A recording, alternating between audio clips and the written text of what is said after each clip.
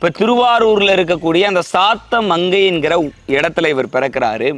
இளம் வயது கொண்டே, இப்போ சின்ன வயசுலேருந்தே அடியார் பெருமக்களின் வரலாறுகளை நம்ம பார்த்தா இளம் வயதிலிருந்தே அந்த அன்பையும் பக்தியையும் சிவன் மீது செலுத்தியவர்.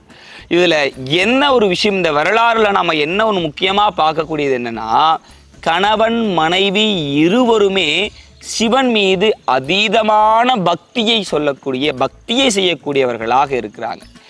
இப்போ திருமணம் ஆகுதுன்னு வச்சுக்கோங்களேன்.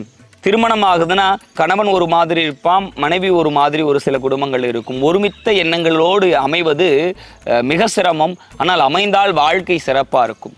அப்படி ஒருமித்த கருத்தோடும் ஒருமித்த சிந்தனையோடும் இருவருமே சிவத்தின் மீது அன்பை செலுத்தக்கூடியவர்களாக இருக்கிறாங்க. அந்த இருவருமே கணவன் மனைவி சேர்ந்துமே அயவந்தீஸ்வரர் என்கிற அந்த சிவபெருமானின்